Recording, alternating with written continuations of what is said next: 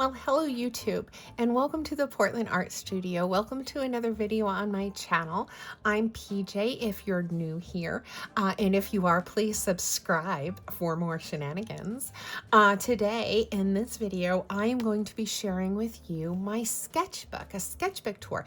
This is actually my first sketchbook that I will be sharing on my YouTube channel.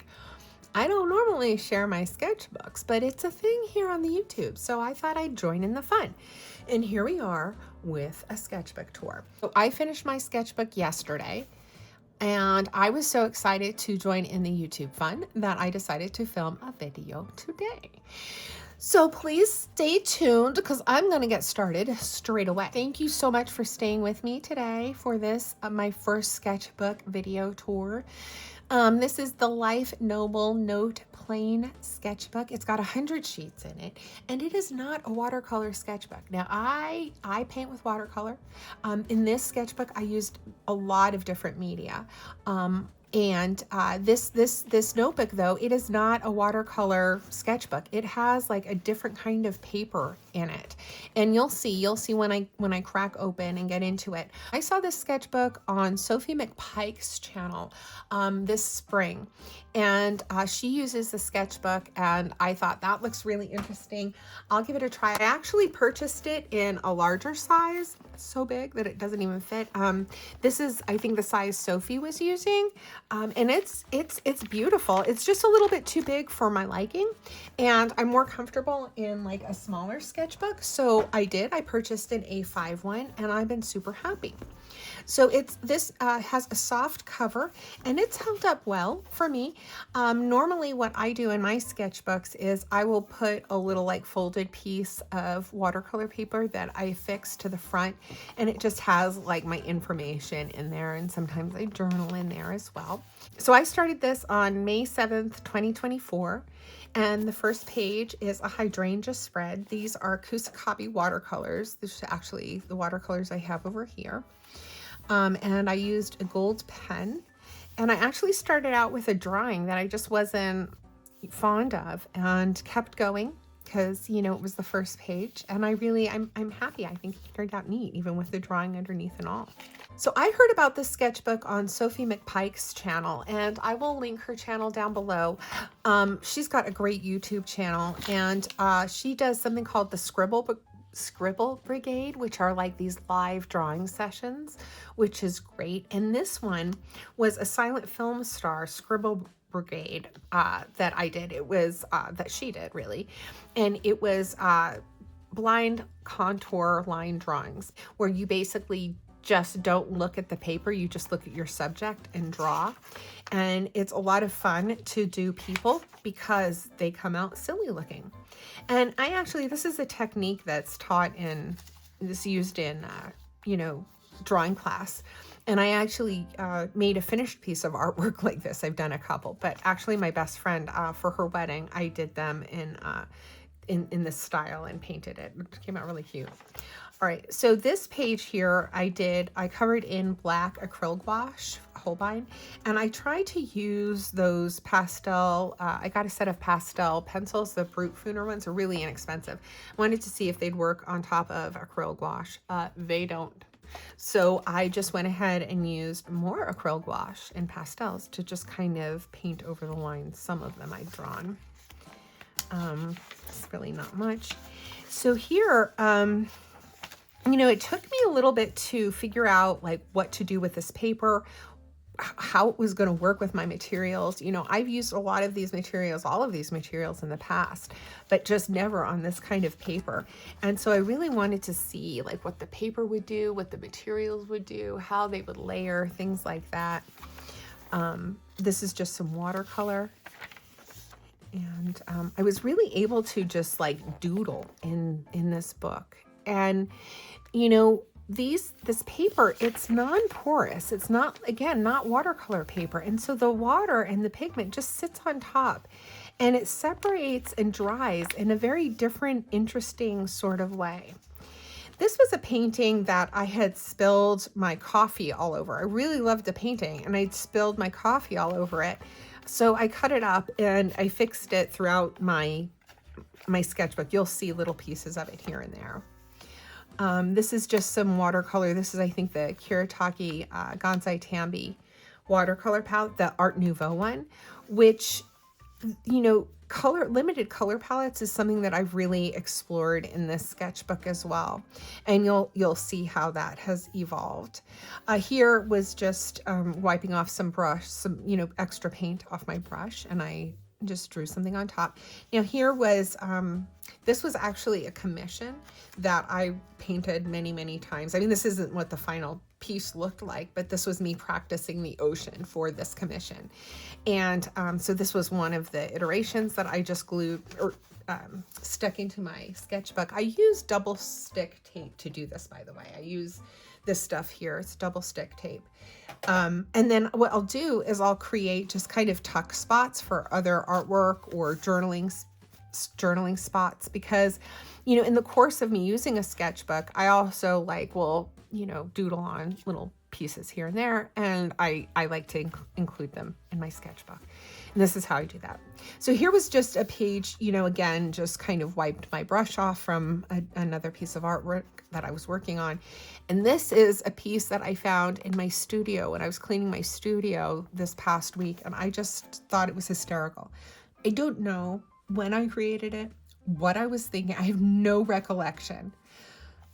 But I have to tell you, I nearly wet my pants laughing when I saw this, because I don't know what was going on in my brain, but I needed to save this, you know, because I just thought it was so funny.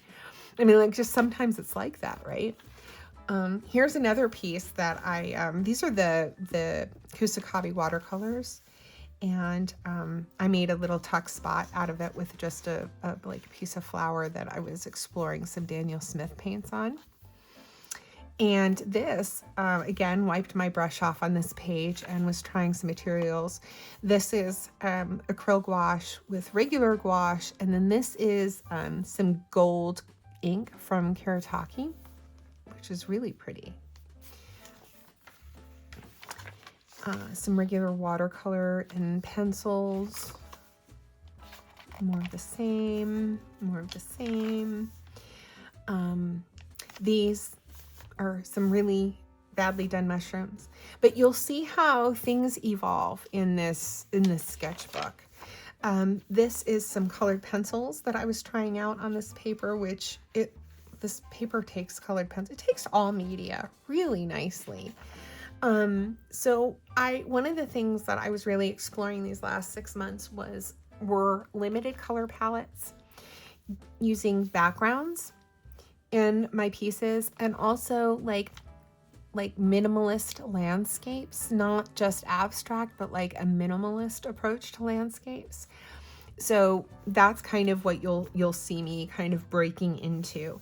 And, you know, here I'm just about not even a quarter way through, you know, I'm not even through the first signature of the book. So I'm still you know, figuring out how I'm going to work in this sketchbook, and what's this paper like to me? What am I going to learn from this experience? Here I'm starting in with the background, more of that kind of limited color palettes that I've been exploring. And, you know, this is a moth that got angry at me. I don't know, but this is what my takeaway here was, you know, the background, that I really, really am enjoying this color palette and this background. These are some cartoon drawing exercises that I was doing with my friend Kim Montes, who's also a YouTuber. I'll link her channel down below. We were doing a drawing sesh. And practicing cartoon faces, and I did this ended up being a completed piece of artwork, you know, on real paper. But this has been a great sketchbook for me to kind of plan out different concepts. I felt really super free in this sketchbook, able to kind of layer things together, try different things, experiment different things, experiment in different ways with different materials. So this was when I got the Kuretake granulating watercolors. And it was in this sketchbook that I really discovered granulating watercolors and my love for granulating watercolors, which is really recent. And it was this page right here that made that happen for me. So because this isn't like watercolor paper and the paper isn't like absorbent, the water just sits on top, as does the pigment. So it takes a little bit longer for it to dry, but then the pigments are gonna like dry in a different way. I don't know if you can see here how the pigments kind of have separated, and they're just absolutely gorgeous. I mean, I was able to see my paints and the pigments in just a different way than I've ever been able to see them on watercolor paper. And I just really, really enjoyed that aspect of seeing my materials in that new light. Here is where I start to explore some of those minimalist landscapes. This here was just even a little too much for me. And the sky was just a little bit too bright. I think I want like more of a muted, but you'll see then like I experiment with like different colors and pops of colors. Here's another color palette I was experimenting with, didn't like so much. You know, with the blue and the reds, and just maybe not that tone, not that shade of blue. This, okay, so this was a nice happy accident that was just kind of a doodle. And I was just kind of sketching with my watercolors, and this was the Art Nouveau set. And this is a painting that has evolved quite a bit. And I have painted several times in several different ways on several different surfaces so far. I really, really kind of like this arrangement and style. This is another little something that I painted, like just kind of a doodle on a scrap paper. And something like this ended up being the last painting. So stay tuned till the end, because you're going to see this in the last painting of the sketchbook, which I think is really cool. So this is another collage piece just some birdies. Here is a landscape I was happier with. I like the unexpected colors, and that's kind of what I'm playing with here, excuse me, kind of like the purple sky with the green landscape, this kind of brick in the front. So I don't know about like with the brick, I like the teal with the brick. Do you know, maybe with like kind of maybe a beige sky, that would work, I think. You know, and then I like this concept here too, the like lavender sky with the green against the green. I like those two a lot. So, you know, that's why this piece is in here, because it's like I can go back and I can learn so much from just this piece, to look back at my work, to look at how things are layered. You know, what do I want to change about the trees? So, you know, it just, having a sketchbook is just, it's life. Sketchbook is life. I mean, this is like my workbook. This is my art book. And I think it's so representative of not just my progress as an artist, but also as a person, you know, and what I was going through.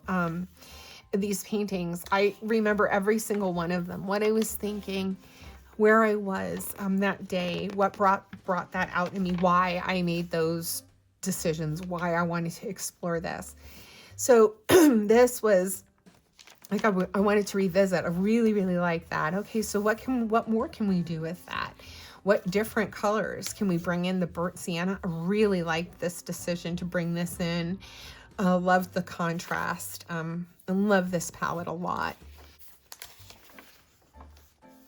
Now this, I was experimenting with alcohol markers, which I just never use. Again, love this palette. I picked out like a limited palette of alcohol markers out of my limited alcohol markers that I have. And this is what I came up with. I had fun with this. I mean, it's certainly not anything that I would expect to, you know, it's not a masterpiece, but I had fun with it. And there are things that I really did enjoy about it. I don't know that I will do like a whole piece of artwork in markers, but I will certainly, this has prompted me to incorporate markers into my work. Here's a good example. So I really like the backs, the flip side of the marker. Like, I think this is just beautiful. This is the back side of the acrylic marker design that I did here. And I used that like as a backdrop just for this really loose watercolor on top, which I absolutely love. So I really want to incorporate these styles. Again, this is a technique that I can transfer into like a larger piece of artwork. You know, I can use like a larger sheet of this paper, perhaps take it out of that larger notebook that I got, and I can create like a finished piece of artwork out of that. So I'm really excited to do something like that. This is more of that painting that I had spilled coffee on and just cut up and affixed into my sketchbook. Here's a little bookmark that I made. There's some journaling on the back. Different color palettes, combinations I was experimenting with, again, to kind of just, I block things off with my hand, and then I can just kind of see how things work together. I do that a lot. I really like playing with color combinations like that. So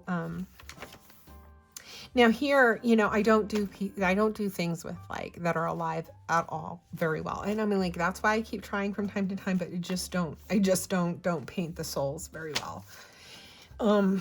But this bird, like the rainbow feathers here, I really like that. And then I transferred that into using just some colored pencil here to, you know, do the stems, but it's like a rainbow, but with the gold. I really like this. Really like that. I'm going to use that as a background or a pattern on like a tablecloth that I paint or something.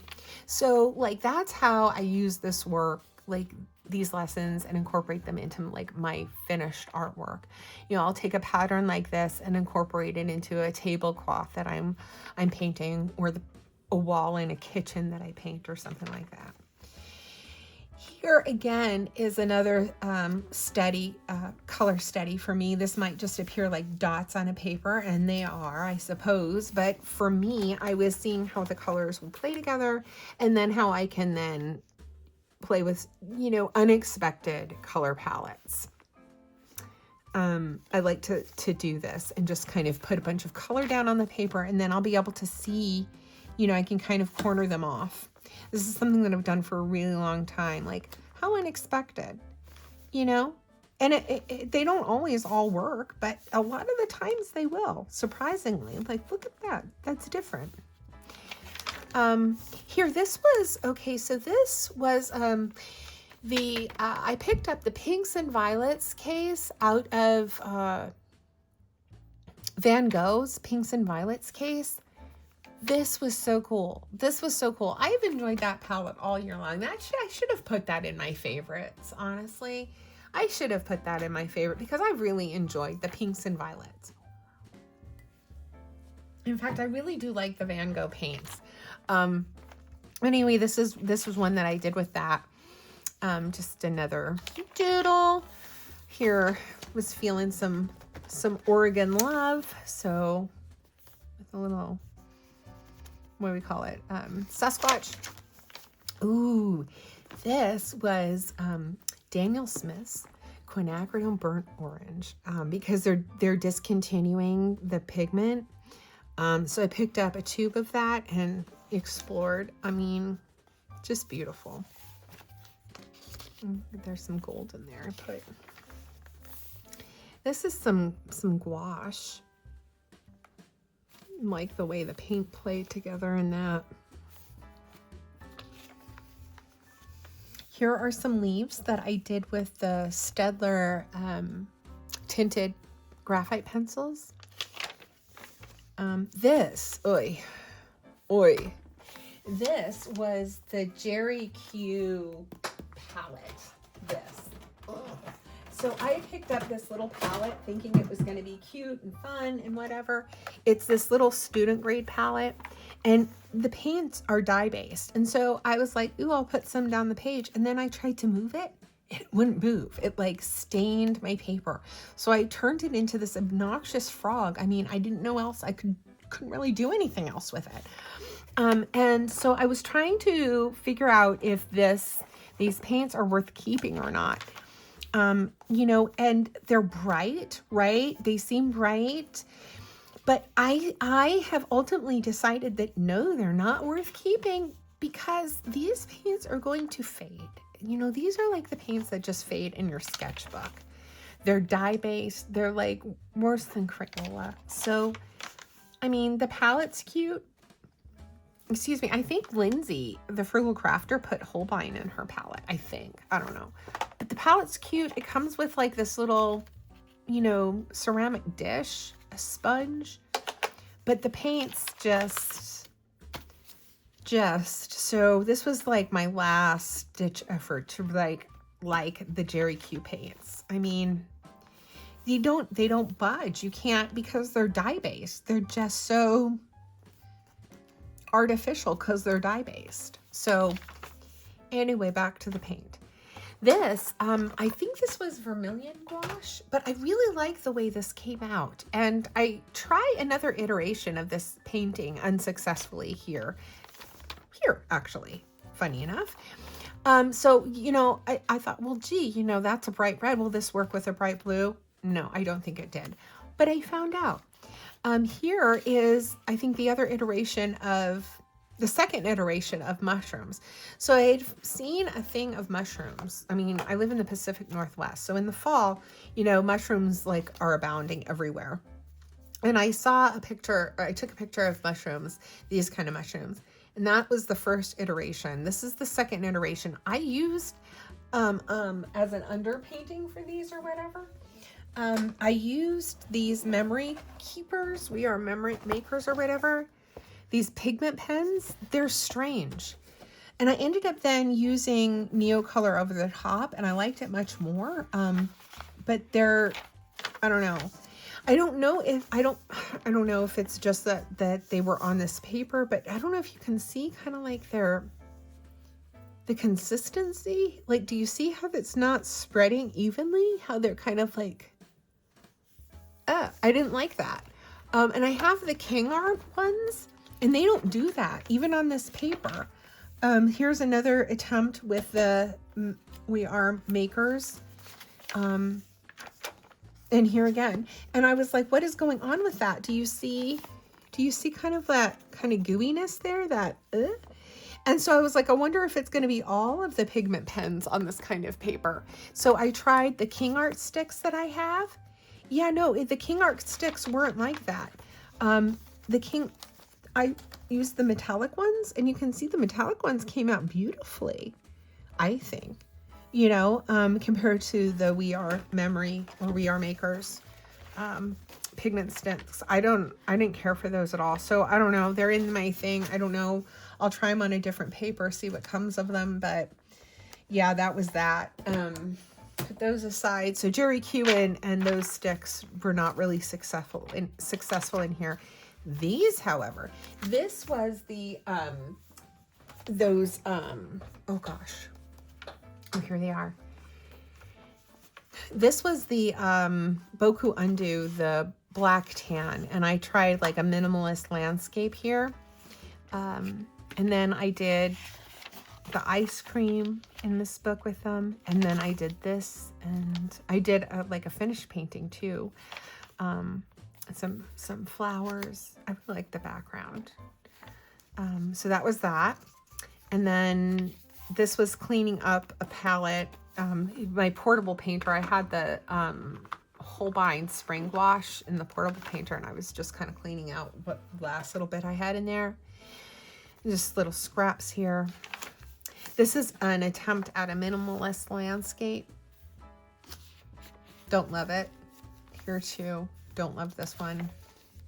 This was just some pastel gouache that I was wiping off my brush. I thought I would come back and do these bugs. I might do bugs on top of it. I might still, but I just have not been inspired to come back and do these particular bugs. I was swatching out my Turner Japanesque watercolors. I got these watercolors earlier in the year, and really liked and wanted to revisit them, and love actually how this came out. I also got the, I don't know what happened here, but I also got their Japanesque gouache, and I wanted to paint some more with it, so brought that out. And this is not the Japanesque gouache. This is Rosa. This, I think, might be the Japanesque paints. Here is Azure Blue. Okay, so the monochromatic studies, this is what I mean, like the paints on this paper just, do you see here how, like, especially on granulating watercolors, how they will separate and you can just see them in a different light and just really see what pigments are going to come out. Here's the carbon red from Rosa. That was fun.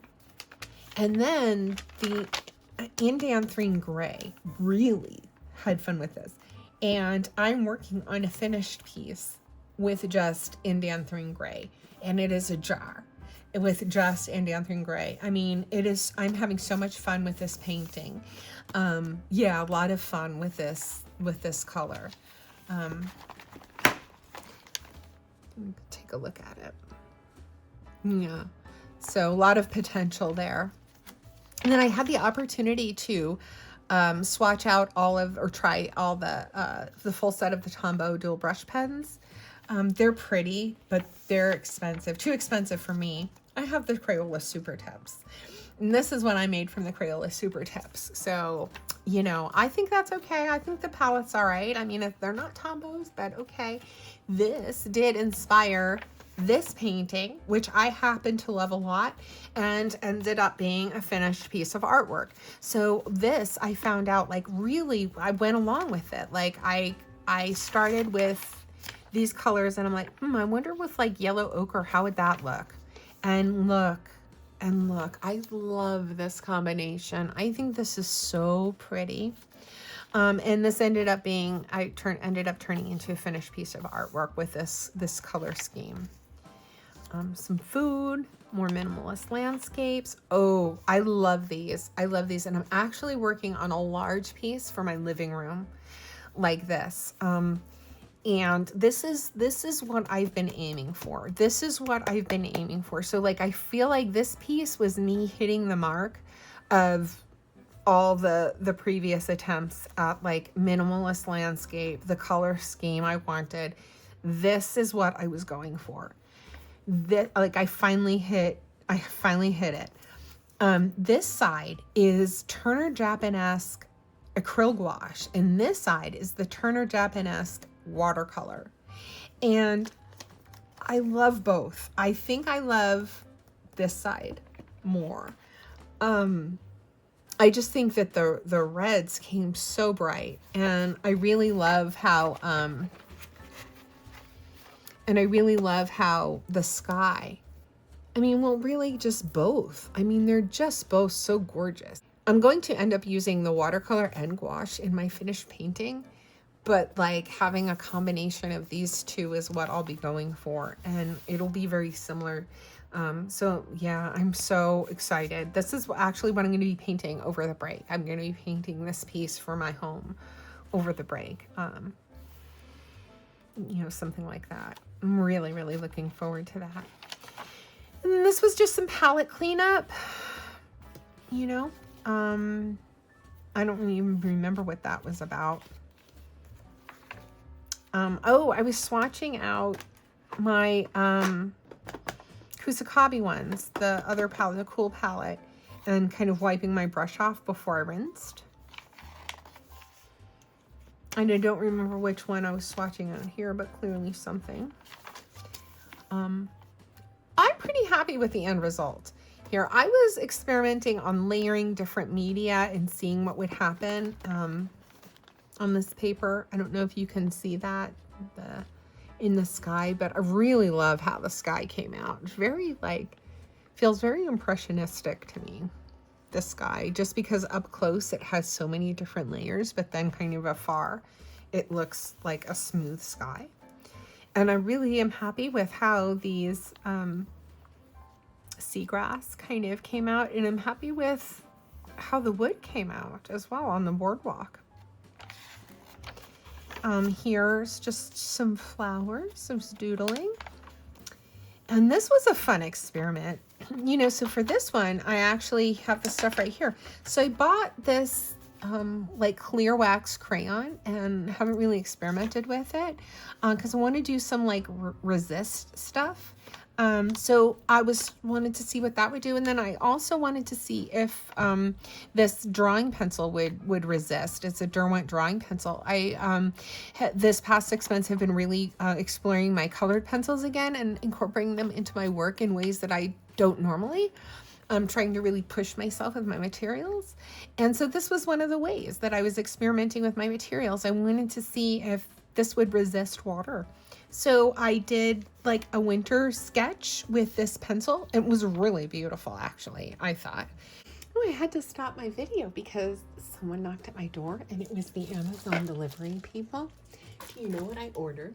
I'm going to show you. I've got to show you what just arrived. On a Sunday, thank you. I jumped on the bandwagon 3 days before Christmas, and I bought the puffy paint. I bought the puffy paint to make the cardboard gingerbread garland ornaments. Yes, I'm making those gingerbread ornaments. Anyway, more art supplies. So I was trying to play with resist techniques and see how that would work. And so I drew this really cool winter scene with my wheat pencil.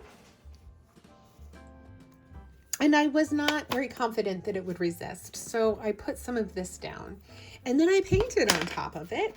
And this is what happened. So, you know, the paint looks beautiful, right? The different layers of all the colors. And and I dried it with a heat gun. And when I did, it made like, I don't know if you can see, but like the wax, it made like kind of a see-through. Can you see that? See that? And so I kind of thought that was cool. So anyway, I kept it. And then here, these fishies, I like the way they came out. And well, I will revisit this painting and do this again. This will be a finished painting, probably for my kitchen. I built a fire recently. It was nice and cozy. So I did this by the fire. I was wanting to finish up my sketchbook, so I brought this over by the fire and I painted it. And then I was like, oh, but I want to draw the screen and see what happens. And so I don't know, do you like it with the screen or without? What's the effect? And then this one here, love the way this came out. I did this with the chocolate Derwent drawing pencil. This one here.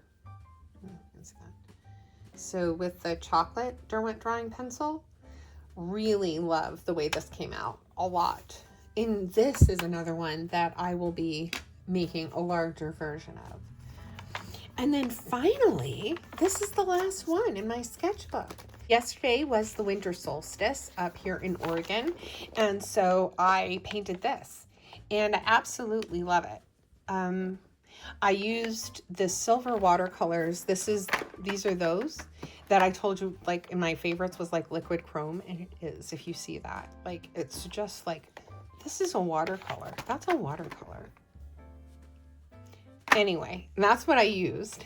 And then for the moons, I used the Kusakabe granulating watercolors. It's this one here. I don't know the name of it, but it's this one, the blue one. Here is what I used. And I just love the way it came out. Doesn't that look so realistic?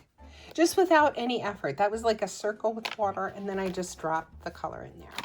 So that's what I mean, like the granulating watercolors, they just do so much of the work for you. I'm really enjoying them. So then on the last page, I just do my, you know, try out different pens and whatnot. And then in the back, I have affixed another doodle card that I've made, and it houses just some finished paintings from the year. I tried, this was a sketch I considered for holiday cards this year. I didn't end up doing this, but it was something that I considered. And then this was a video, birch trees with the granulating watercolors. And then this was a landscape I did with granulating watercolors. So I'll just kind of tuck this in the back and call it good. And then I have my new one all ready to go. I had my new one all ready to go. Where is it? Where is it? Oh, here it is. So then I've got my new one all ready to go. How exciting is that? And I'm ready for the new year. So thank you all so much for staying with me. I really do appreciate it. Subscribe, give this video a thumbs up, comment down below on what your favorite painting was. And please let me know if you've tried this sketchbook or if you're gonna try this sketchbook. And until next time, everybody, which will probably be next weekend, have a good holiday and take very good care. Bye.